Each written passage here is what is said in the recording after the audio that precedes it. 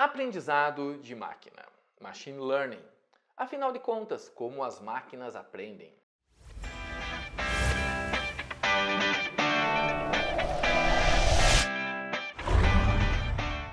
O que é o aprendizado de máquina?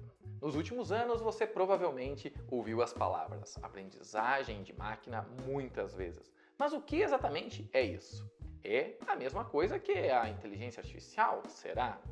E quanto ao aprendizado profundo e as redes neurais, os modelos, o que é tudo isso? Antes de nos aprofundarmos nas ferramentas, algoritmos e no que pode ser construído, vamos começar definindo alguns desses termos para obter aqui um entendimento comum sobre o que é e o que não é um aprendizado de máquina. Inteligência artificial, aprendizado de máquina e aprendizado profundo são termos relacionados, mas não é a mesma coisa. No entanto, eles não são exatamente a mesma coisa, eles são mais como um subconjunto um do outro. Inteligência artificial é o termo abrangente para tudo que é relacionado, então, à expressão de inteligência por computadores. Inclusive, a gente já viu isso. Isso pode incluir reconhecimento de fala, a compreensão da fala humana, carros autônomos, os jogos de estratégia, a capacidade dos computadores de jogar estes jogos como o AlphaGo, xadrez, damas e aquela paciência que você gosta tanto. Aprendizado de máquina, o aprendizado que representa a própria tecnologia. Então todas essas práticas, conjuntos e ferramentas é para dar aos computadores a capacidade de encontrar padrões nos dados sem serem explicitamente programados.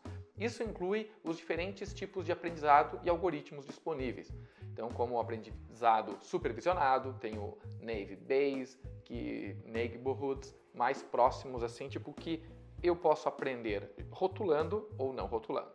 Então, essa tecnologia ela é usada para treinar computadores para fazer as suas próprias previsões, com base em uma compreensão desenvolvida de dados históricos.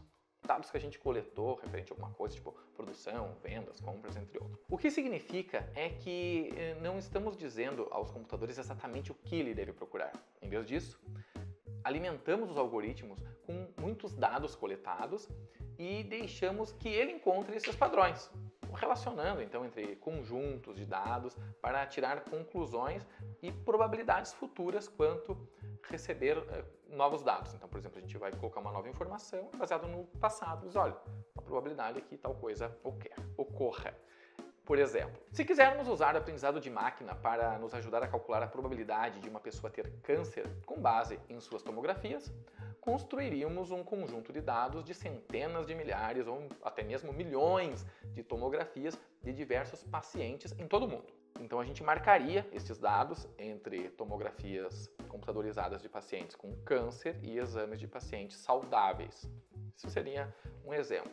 E em seguida, alimentaríamos todos esses dados com algoritmos de aprendizado de máquina e os deixaríamos encontrar padrões nessas imagens médicas para tentar desenvolver uma compreensão precisa de como é uma varredura cancerígena, por exemplo. Então, usando o modelo gerado por todo esse treinamento, poderíamos usá-lo em uma nova varredura que não fazia parte dos dados de treinamento e gerará, assim, uma probabilidade de um paciente ter ou não o câncer, porque ele, basicamente, o sistema já conhece o que é o câncer. Esse está relacionado a um outro termo com o qual você pode ou não estar familiarizado, chamado de redes neurais artificiais. O aprendizado profundo é um subconjunto do aprendizado de máquina, que usa algoritmos inspirados na estrutura da função do cérebro.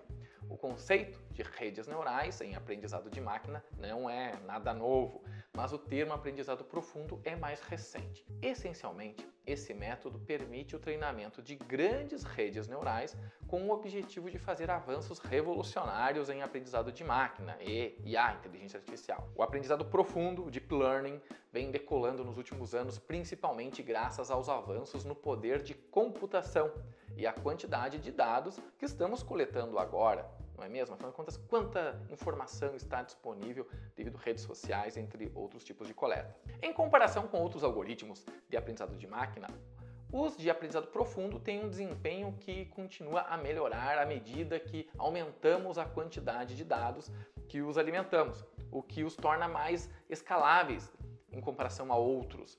O termo aprendizado profundo geralmente se refere à quantidade de camadas usadas nas redes neurais. Se isso não fizer totalmente sentido agora, abordaremos o conceito de camadas um pouco mais adiante, ok? Então, agora o que sabemos mais, né, sobre a diferença entre os termos, então este vídeo vai se concentrar principalmente no aprendizado de máquina, na tecnologia, ok? Então vamos lá. Vamos começar com algoritmos, pois este é o que você pode estar mais familiarizado, pois já é usado na programação tradicional, obviamente se você é da área. Mas um algoritmo pode ser definido como um conjunto de regras ou instruções para resolver um problema específico ou executar na computação alguma automação. Na engenharia de software, exemplos de algoritmos dos quais você já deve ter ouvido falar ou usado são os algoritmos de quicksort, o algoritmo que faz ordenação, pesquisa binária e assim por diante. Quando se trata de algoritmos de aprendizado de máquina, eles resolvem diferentes tipos de problemas, mas o conceito é o mesmo. Cada algoritmo, seja um algoritmo SVM ou o algoritmo de memória a longo prazo, então é apenas uma função matemática que resolve um problema bem específico. Redes neurais são um conjunto de algoritmos de aprendizado profundo, projetados para imitar a maneira como o cérebro funciona. Da mesma forma que o cérebro é feito de uma rede gigante de neurônios conectados, as redes neurais são feitas de camadas de nós interconectados, chamados neurônios artificiais. Uma maneira visual de representar essas redes pode ser vista nesta imagem. Em redes neurais, geralmente existem três partes principais. Uma camada que é a entrada, que representa os dados de entrada para os quais você deseja gerar uma previsão. Por exemplo, uma imagem a qual deseja aplicar a detecção de objeto, um pedaço de texto, para a qual deseja obter aí algum sentimento, por exemplo. Uma camada de saída, que representa, então, a sua previsão. Esta é uma explicação de altíssimo nível de como as redes neurais funcionam. Mas a parte mais importante a entender é que elas são formadas por um grande número de nós interconectados, organizados em camadas que são ativados ou não durante o processo de treinamento. Dependendo do resultado gerado por neurônios na camada anterior, de maneira semelhante, diferentes neurônios no cérebro disparam quando recebem entradas específicas, né? Modelos assim por fim. A conexão, o caminho é definido conforme a necessidade. No aprendizado de máquina, os modelos representam a saída de uma sessão de treinamento. Quando o processo de treinamento está acontecendo, os algoritmos estão aprendendo a tirar conclusões a partir dos padrões que encontram nos dados. Uma vez que as etapas de treinamento são concluídas, a saída, então, ela é um modelo, vamos falar deles. Então, os modelos são funções matemáticas que podem receber novas entradas como parâmetros e produzir uma previsão como saída. Exemplo, modelos de classificação de imagens foram treinados com milhares de imagens rotuladas para reconhecer padrões dados e prever a presença de certas entidades. Exemplo, um gato, um cachorro, um carro, uma pessoa. Ao usar um modelo de classificação de imagem em um novo aplicativo, você poderá alimentá-lo com uma nova imagem que pode não fazer parte do conjunto de dados de treinamento e gerar uma previsão do que pode estar nessa imagem que nunca viu antes. Então, o processo de treinamento, no final do processo, você geralmente testa seu modelo com uma nova entrada, que não fazia parte do conjunto de dados de treinamento, para testar a validade da previsão gerada. Então, você vai analisar se de fato o sistema reconheceu que aquela imagem é um gato ou um cachorro. Mas nós temos também alguns tipos de aprendizado de máquina. Tem o supervisionado, que é a capacidade de encontrar padrões nos dados quando usamos rótulos, que a gente dá nome. Aqui acabamos de introduzir dois novos termos, relacionados aos dados que precisamos definir antes, de continuar. Então, é o supervisionado e o não supervisionado. Ao contrário do aprendizado supervisionado, o aprendizado não supervisionado é a criação de previsões com base em dados não rotulados. O que isso significa? É que contamos apenas com um conjunto de recursos, de dados. Se pensarmos em nosso conjunto de dados anterior de gatos e cães, isso significa que removeríamos a coluna animal e ficaríamos apenas com os dados sobre as características de cada imagem. E temos também o aprendizado por reforço, um terceiro tipo de aprendizado que é chamado de reforço, ele é usado principalmente com carros autônomos, jogos de inteligência artificial, assim por diante, onde o resultado envolve mais um comportamento ou conjunto de ações. Baseia-se no conceito de recompensa e penalidade na relação entre o agente e o ambiente. Nós precisamos meio que confirmar se aquilo está certo. E nós temos o semi-supervisionado.